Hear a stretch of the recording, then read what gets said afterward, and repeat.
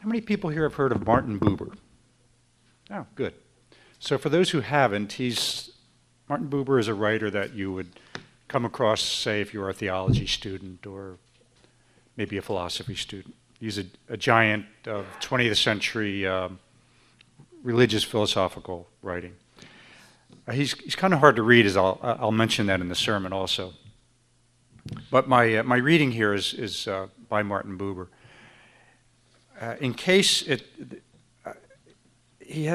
style of writing is a little roundabout, so let me just give you the gist of it and then I'll read it. When he was a young professor, his idea of religious life, or his religious practice maybe I should say, was that he would sit in his study in the morning and kind of work himself into a state of reverie, sort of transcendence, seeing into the essence of things. And that was his religious practice. And then something happened, which he talks about here, which changed his perspective completely, and he went on to write, after that change in perspective, he went on to write the book for which he's most famous, called I Am Thou. So here he is talking about what led to that change in perspective into a much more concrete and relationship-centered understanding of what it means to be religious. A little like you. He says, by the way, he's, just to give you an idea of when he lived, he was born in 1878, died in 1965, lived a long life. In my earlier years, religious experience was for me experience of an otherness which did not fit into the context of life. It could begin with something customary, with consideration of some unfamiliar object, but which then became unexpectedly mysterious and uncanny, finally lighting away into the lightning-pierced darkness of the mystery itself. But also, without any intermediate stage, time could be torn apart. First the firm world's structure, then the still firmer self-assurance flew apart, and you were delivered to fullness. The religious, quote unquote, lifted you out. Over there now lay the accustomed existence with its affairs, but here illumination and ecstasy and rapture held, without time or sequence. Thus your own being encompassed a life here and a life beyond, and there was no bound but the actual moment of the transition. The illegitimacy of such a division of the temporal life was brought home to me by an everyday event. What happened was no more than that one forenoon, after a morning of, quote, religious enthusiasm, I had a visit from an unknown young man without being there in spirit. I certainly did not fail to let the meeting be friendly. I did not treat him any more remissly than all his contemporaries who were in the habit of seeking me out about this time of day as an oracle that is ready to listen to reason. I conversed attentively and openly with him, only I omitted to guess the questions which he did not put. Later, not long after, I learned from one of his friends, he himself was no longer alive. The young man in question was killed shortly thereafter in a kind of a suicide mission in World War I. He himself was no longer alive. The essential content of these questions. I learned that he had come to me not casually, but born by destiny, not for a chat, but for a decision. What do we expect when we are in despair and yet go to a man? Surely a presence by means of which we are told that, nevertheless, there is meaning. Since then, I have given up the religious, in quotes, understood as nothing but the exception, extraction, exaltation, ecstasy, or it has given me up. I possess nothing but the everyday out of which I am never taken. The mystery is no longer disclosed. It has escaped, or it has made its dwelling here and where everything happens as it happens. I know no fullness, but each mortal hour's fullness of claim and responsibility. Though far from being equal to it, yet I know that in the claim I am claimed and may respond in responsibility and know who speaks and demands a response. I do not know much more. If that is religion, then it is just everything, simply all that is lived in its possibility of dialogue. Here is space also for religion's highest forms, as when you pray, you do not thereby remove yourself from this life of yours, but in your praying, refer your thought to it, even though it may be in order to yield it. So too, in the unprecedented and surprising, when you are called upon from above, required, chosen, empowered, sent, you with this your mortal bit of life are referred to. This moment is not extracted from it. It rests on what has been and beckons to the remainder which has still to be lived. You are not swallowed up in a reverie without obligation. You are willed for the life of communion.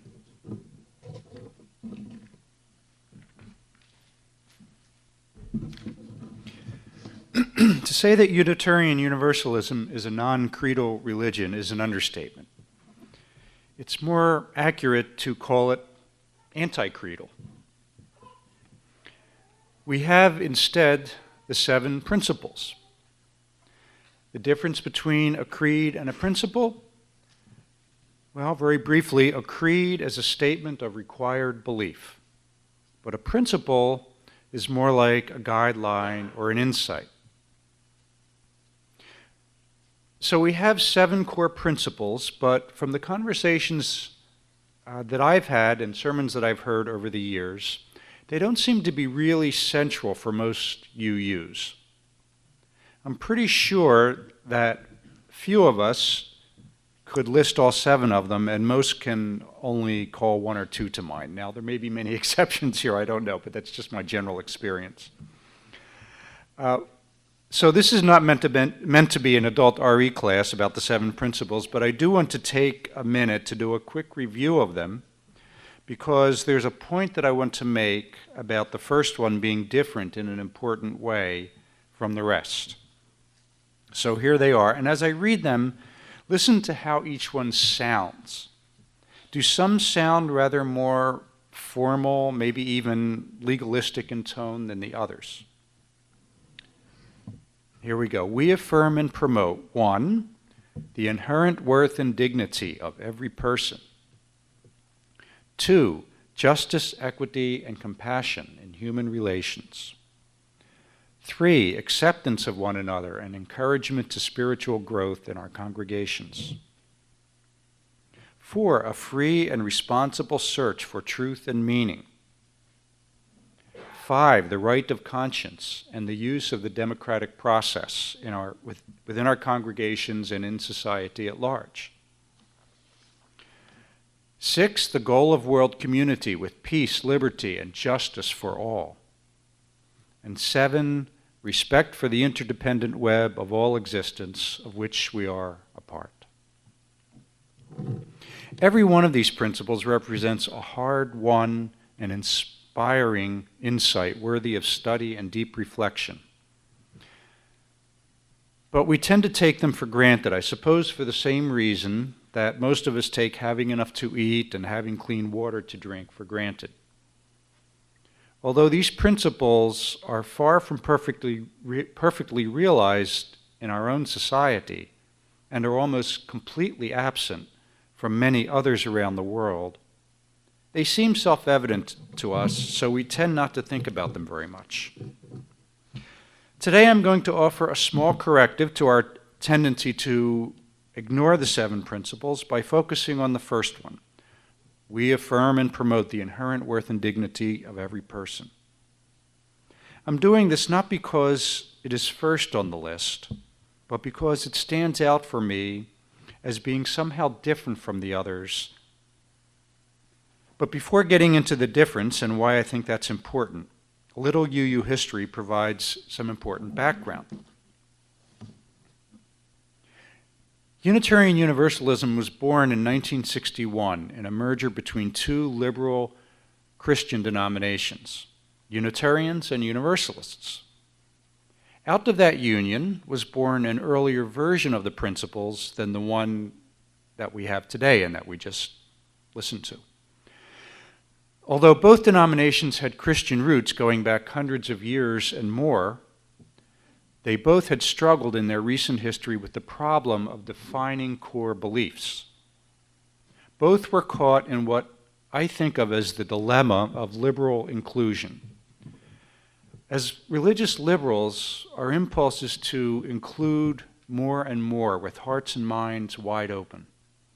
But this inclusive impulse is in conflict with the need to define core beliefs. A struggle to define core beliefs continued off and on for many years after the 1961 merger, at times with a contentiousness and even bitterness that threatened the very existence of our denomination. Now, there's some very interesting history here that you can look into, but for my theme today, I want to call your attention to just one general point. And that is that unlike the story of Moses and the Ten Commandments, as it comes down to us, the text of these 7 principles is the result of many, many hours of debate and revision over a span of about 25 years. They were written by committee. With the possible exception of the King James Bible, that does not usually work out very well. The current version was approved by the 1985 General Assembly in Atlanta and represents a compromise among the 3 main orientations in our denomination, which I will list as humanist, theist, and, for lack of a better term, nature spirit or earth nature. Notice I did not include Christian in the list. Unitarian Universalism gradually ceased to be a Christian denomination in the 1960s and 70s, and that reality was crystallized in these 1985 principles. There are Christian UUs among us, myself included, but we are a very tiny, though welcome, minority. So back to the first principle. It is my focus today because I have always found it to be the most intuitively compelling and the hardest to understand. The most intuitively compelling and the hardest to understand. My main interest is in exploring the compelling part. But first, let's look at the hardest to understand part. What do I mean by that? We UUs place a high value on intelligibility. Many of us are refugees from traditional religions, in large part because they do not make sense to us. We want our central tenets. We want our central tenets and statements to be what a reasonable mind can readily embrace, and the 7 principles in general pass that test well. But while questions can certainly be raised about interpreting and applying any of the principles, the first principle seems to me to be problematic at a deeper level than the others. This can be seen when we ask, what is inherent worth and dignity? What does it really mean? One problem that comes immediately to mind is the age-old problem of evil. I've read a number of UU sermons online and articles that attest to the difficulty of interpreting this principle. The most well-known of these is probably the one by Reverend William Schulz in a 2006 UU World article titled, "What Torture Has Taught Me." Reverend Schulz is a very high-profile UU minister. He served as president of the UUA from 1985 to 1993 and director of Amnesty International USA from 1994 to 2006, and he's now president of the Unitarian Universalist Service Committee.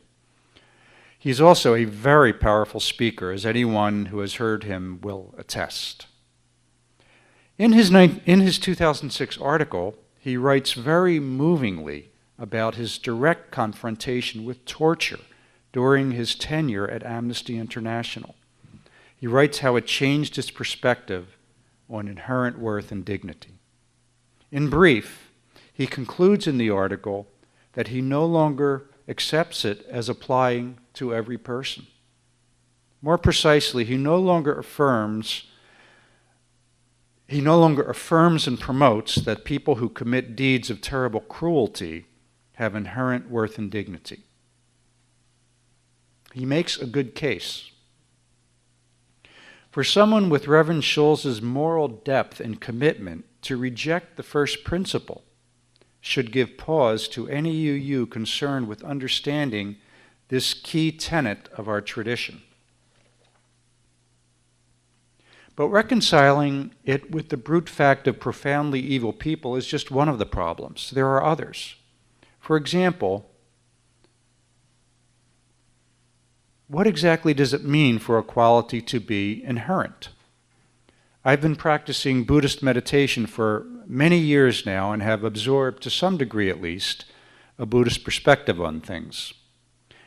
And from that perspective, there is no inherency simply because everything is changing all the time and everywhere, all the way up and all the way down, all the way in and all the way out, so to speak.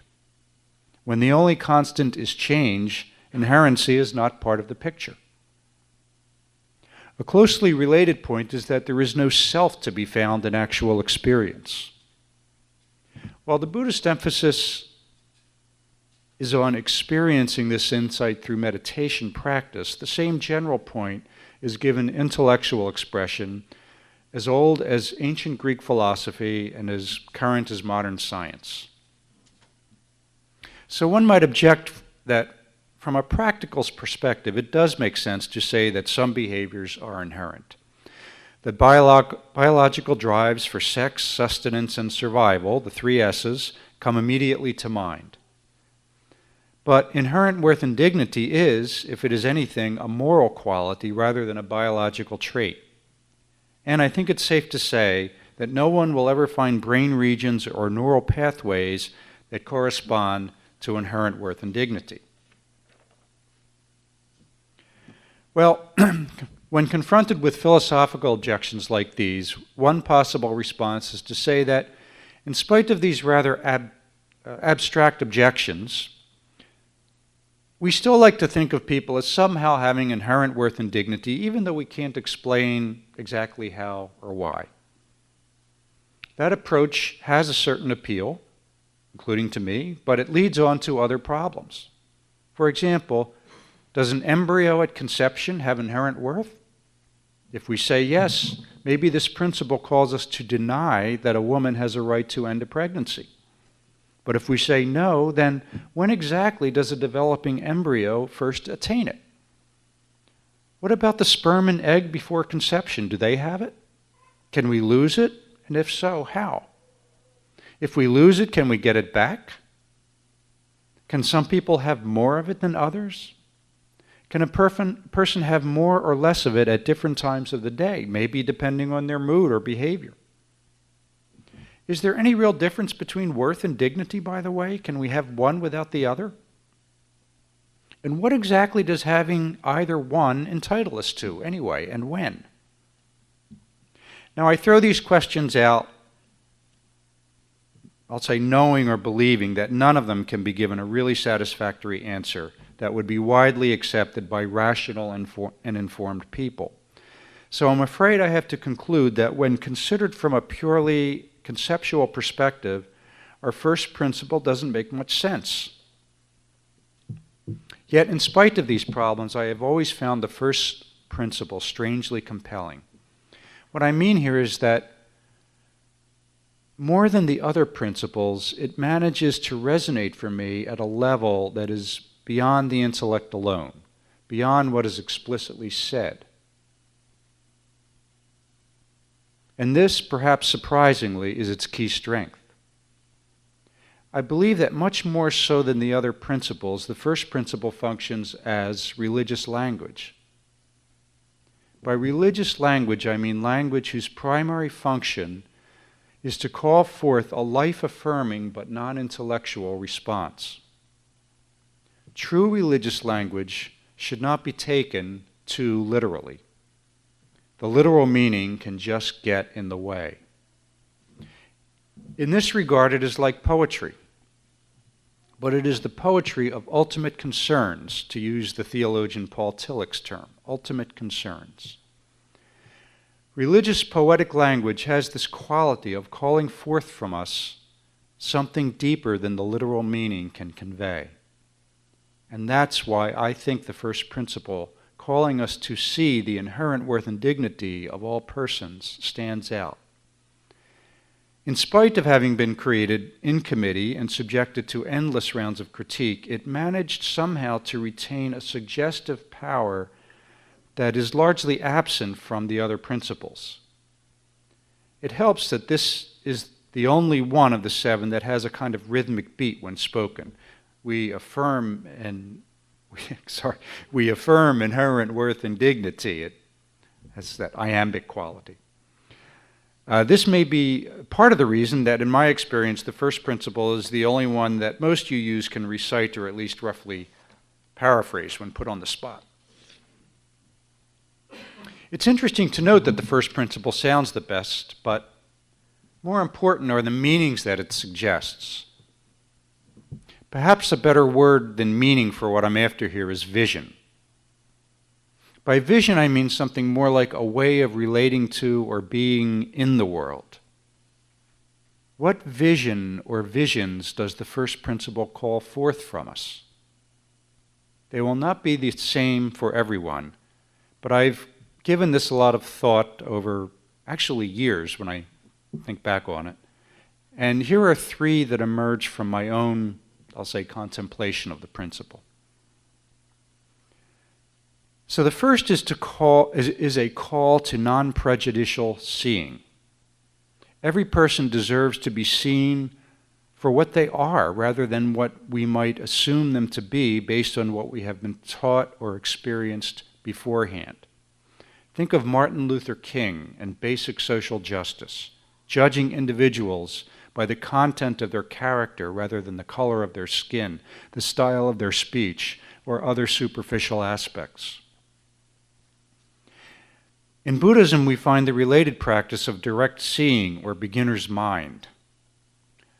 Shunryu Suzuki, a revered Buddhist teacher from the 1960s, said that, quote, "In the beginner's mind, there are many possibilities. In the experts, there are few." As someone who makes his living as a technical expert, I could quibble with this and say that often it's the technical expert that sees more, but that would really be missing the point.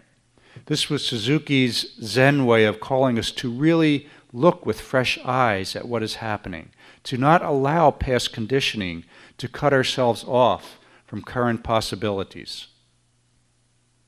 From that perspective, to say that a person deserves to be really seen is not quite on point. It's better to say that it is skillful to do this, which is also a Buddhist way of putting it, skillful means.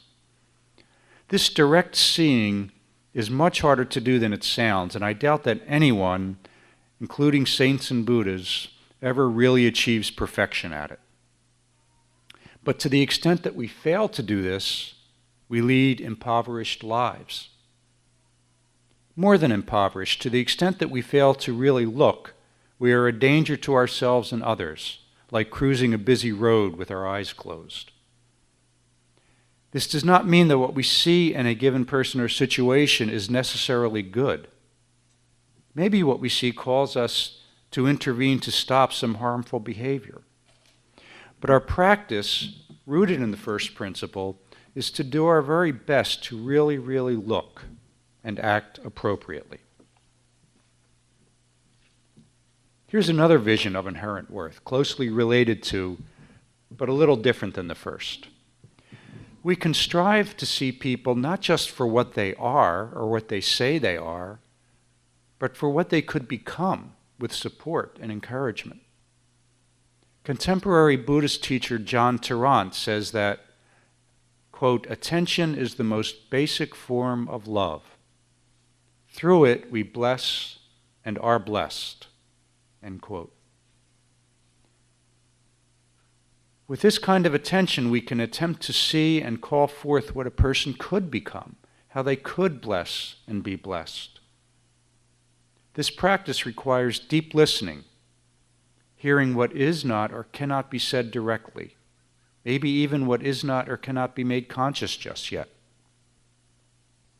Poet Galway Kinnell, in his poem St. Francis and the Sow, puts this vision of calling forth latent goodness like this. This is an excerpt from a longer poem. "The bud stands for all things, even for those things that don't flower. For everything flowers from within of self-blessing. Though sometimes it is necessary to reteach a thing its loveliness, to put a hand on its brow of the flower and retell it in words and in touch, it is lovely, until it flowers again from within of self-blessing."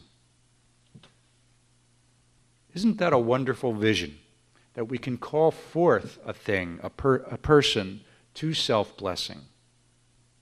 Ideally, this is what teachers, therapists, and religious counselors do. But this practice is not limited to professional roles like these. It is also what true friends and loving family can do. It can even be applied sometimes in casual encounters with strangers. I want to return briefly to the article by Reverend Schulz that I mentioned earlier. I am very sympathetic to his struggle to reconcile inherent worth and dignity with his direct experience of evil in refugee camps around the world. But at one point in the article, I think he dismisses a very important suggestion much too quickly.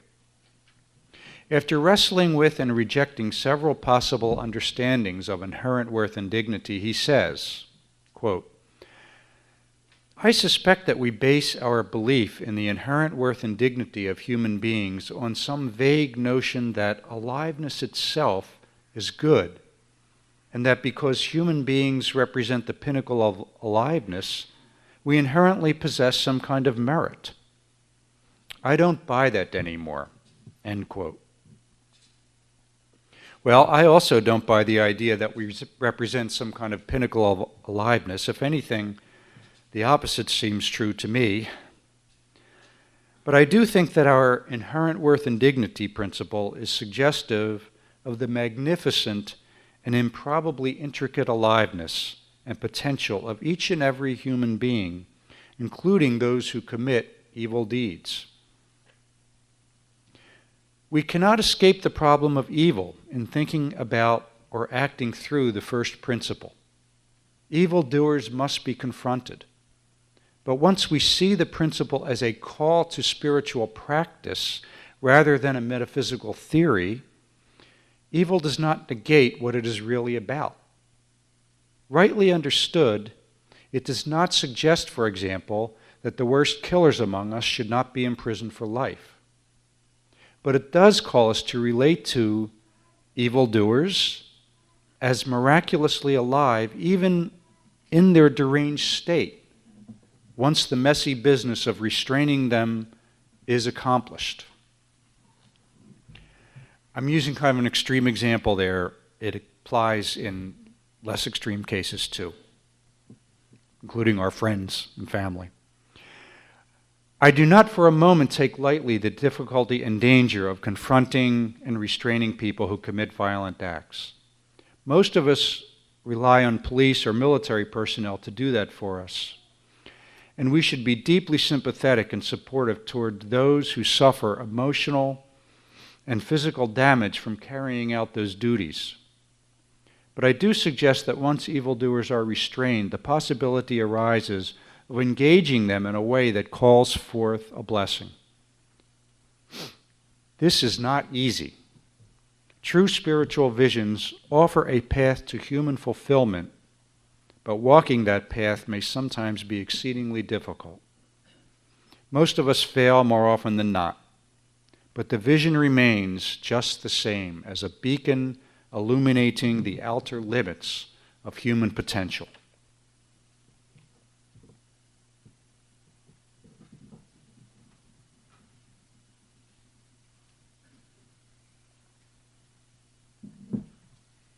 There's one more first principle vision that I want to offer you.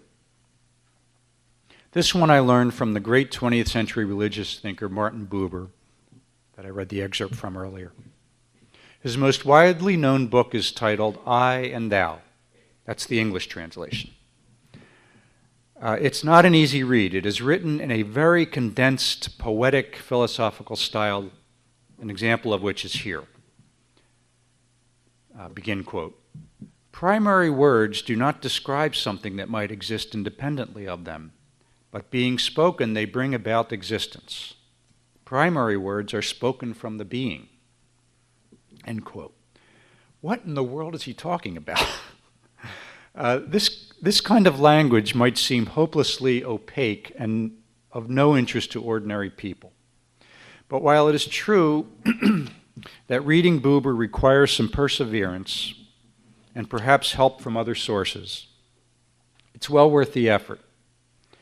Buber teaches that relationship, or more precisely dialogue, to use his term, is the pathway to the most fully realized life. He says that there are two fundamental attitudes or ways of being in the world. One he calls I-it, I-it. When we are in the I-it attitude, we relate to other living beings as objects in the world, as things to be understood, manipulated, explained, enjoyed, denounced, whatever. This is not a bad thing. We need it to survive. Of necessity, we all spend most of our lives in this attitude, the I-it attitude. And Buber was no different in this regard from the rest of us. But he goes on to teach that humans are uniquely capable of another attitude that he calls I-thou, I-thou, thou. Somebody thought I was saying I-thou when I gave this talk a couple times before, so I'm spelling it out, I-thou. This one is harder to explain, but basically it is Buber's term for those moments when we are fully present to another person and they are fully present to us. Fully present means fully and exclusively engaged in the encounter without self-consciousness or agenda. We enter a between realm that requires both, but is not limited to or dominated by either person in the dialogue. Authenticity, mutual openness, and the absence of reflexive tendencies are key characteristics of this condition. I-thou encounters are perhaps most readily experienced with people that we like and trust, but they are not necessarily limited to those in our emotional comfort zone. I-thou, as Buber teaches it, is beyond liking and not liking, and even beyond emotion, although it does not exclude those things. It's also beyond making the other person or ourselves feel better, although again, it doesn't exclude that possibility. Language is a key element in these experiences. Buber teaches that language is our unique human birthright, through which we can sometimes drop into this transcendent I-thou state with another being. But transcendent here does not mean anything like in another world. That's the practice that he left behind so long ago. It means just the opposite. When we are in the I-thou condition, we are as present as it is possible to be. We become most fully ourselves by transcending ourselves. He once summarized it, his whole teaching, as all real living is meeting. All real living is meeting. We cannot predictably create I-thou experiences. We can only cultivate our capacity for them and cherish them when they happen. An element of grace is required in addition to our preparatory openness. To me, this is a lot like what Buddhism teaches, but with the important difference that it is rooted in relationship, primarily with other humans, but in a more limited way even with animals, such as my cats, and with what he calls spirit beings, which I won't even go into that. As suggested by my earlier reading, Buber is not an admirer of enlightened beings and isolated on mountaintops or secluded in book-lined studies. For Buber, we experience our humanity most fully by allowing as much I-thou in our lives as we can manage, while knowing that we will mostly have I-it. Buber himself, by the way, was a highly accomplished scholar who must have spent a great deal of time alone with his books. But about that, he once said this: "I do indeed close my door at times and surrender myself to a book, but only because I can open the door again and see a human face looking back at me." That's the English translation. And for anyone that might think his vision of I-thou is ivory tower thinking that could only come from someone not acquainted with the real world of suffering, think again. It's worth noting that Buber was a 20th century Jew who lived through 2 world wars. He managed to escape the Holocaust, but his closest friend at that time was captured, brutally interrogated, and murdered by the Nazis. He never really got over that, from what I read. He was well acquainted with evil in the real world, but he never stopped advocating his vision of dialogical human fulfillment. There's much more to Buber's philosophy, but these are the main ideas as best I can briefly summarize them here. And I do believe they take us to the deepest possible way of understanding inherent worth and dignity. All people, including evildoers, present the potential for an I-thou encounter through which we can have the fullest experience of our own humanity and a glimpse of the holy. This is not so mystical as it might at first seem. I believe that we have all experienced I-thou moments. Buber's genius was to describe them in a very compelling way and call our attention to their central importance in our lives. I'd like to leave you with a final observation. With this focus on relationship brought out in the first principle, we can look over our 6 other UU principles and see that in fact they are all about fruitful relationship with other people, or in the case of the 7th principle, with nature. Each one calls out the different aspect or level, and they are all important and worthy of reflection and practice. You might say we UUs make a religion of being in life-enhancing relationship with others. So the people who spent all those hours in committee meetings working up our 7 principles did a good job for which we owe a debt of gratitude. When understood as a call to deeper engagement rather than as a metaphysical theory, it is the first principle that really sets a spiritual tone for the others and provides the best context for thinking about and applying all the others. If we take this to heart and put it into practice, our lives and our world will be greatly enriched. So may it be for me and for each and every one of you gathered here today. Thank you for listening, and blessings to you all. Amen.